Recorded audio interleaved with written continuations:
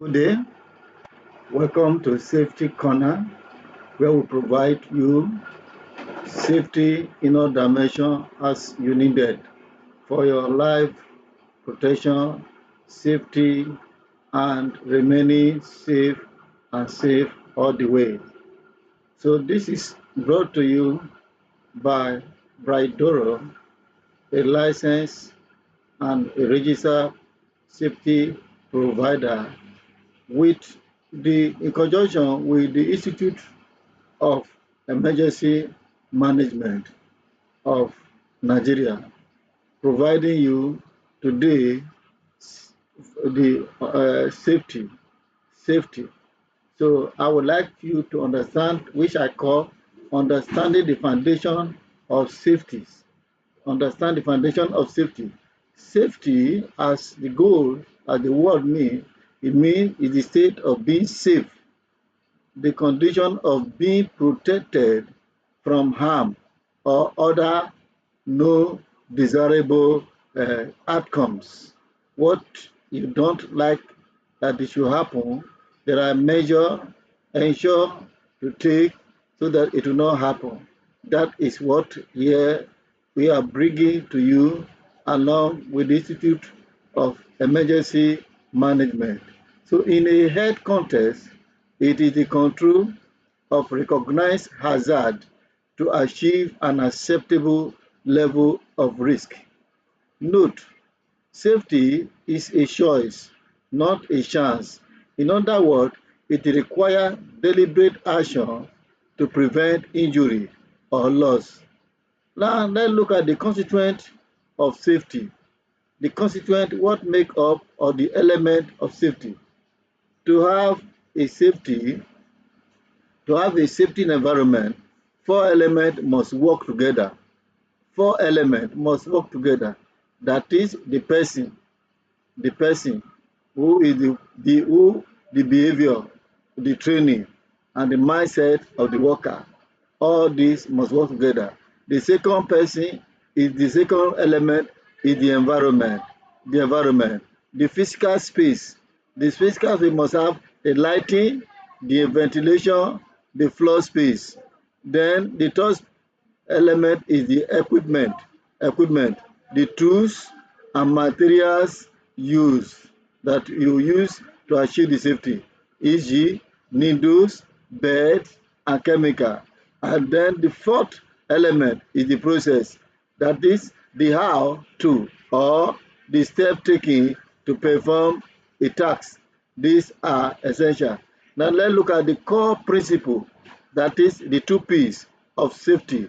In any emergency or health setting, safety is built on these two pillars.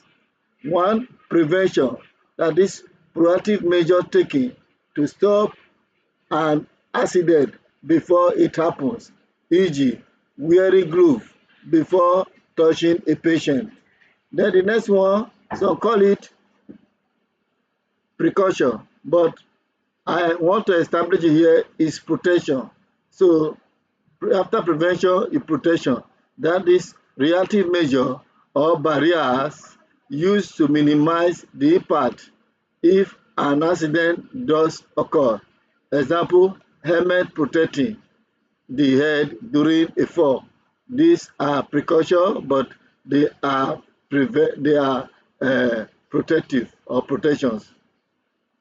Now, I will talk why safety matters. That is the importance and the need for safety. One of it is life preservation. Why is it important?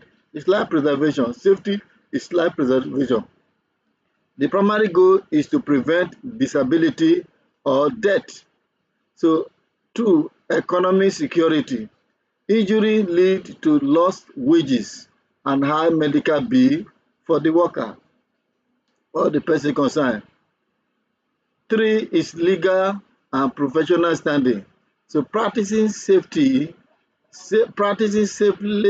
protects you from lawsuit or loss of license, because that will make sure that you are. So safety is not only essentially for health, but also other area of life that can implicate you.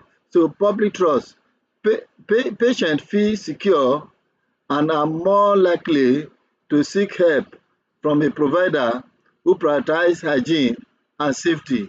Let's look at the safety provider toolkit. toolkit. So there are essential safety kits, that is personal protective equipment that you who want to provide this safety must have.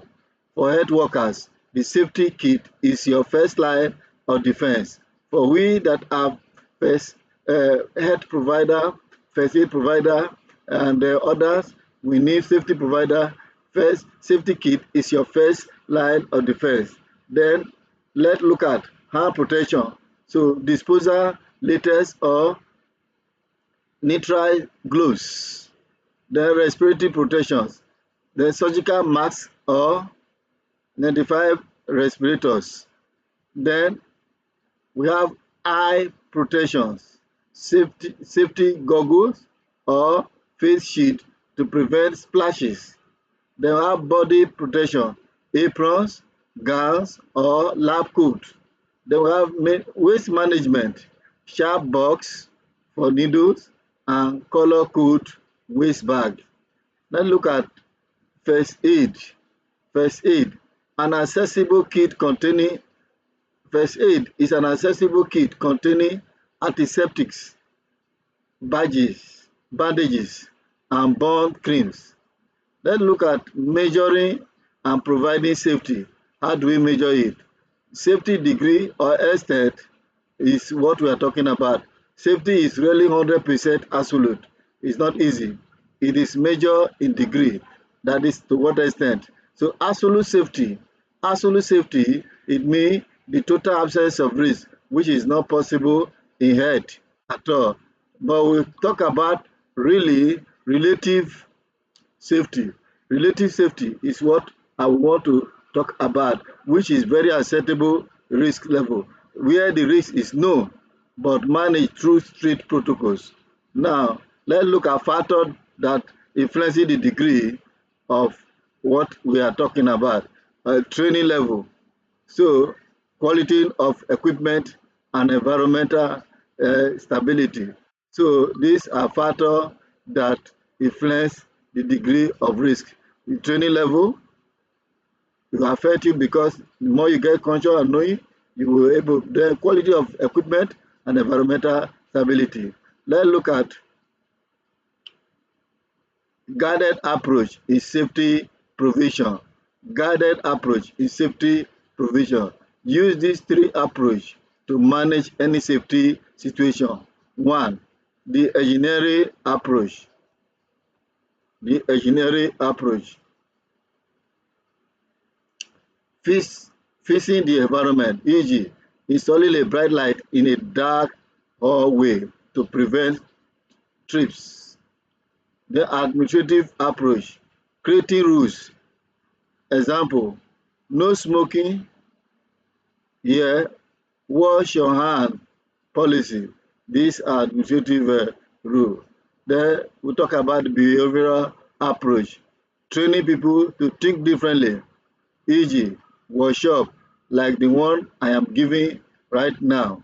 Then training, so let me put it to you, safety does not happen by accident. Safety does not happen by being wishing it. As the saying goes, if witches if witches are horse, then beggar would have ride on them because it hap they also witches. In the health sector, your own safety is the prerequisite for the patient safety. You cannot save a life if you become a victim yourself. So please read this, take care of this, look at this critically, and then if you like it, subscribe. Subscribe to this to be a member. Subscribe so that any other video we are uploading, you can actually get it straight, and therefore you get to know more and more of what is expected to be given to you. Thank you for being there. I'm your host, Bright Doro, and I'm Director, Education and Research. Thank you. God bless you. We'll see you in the next video to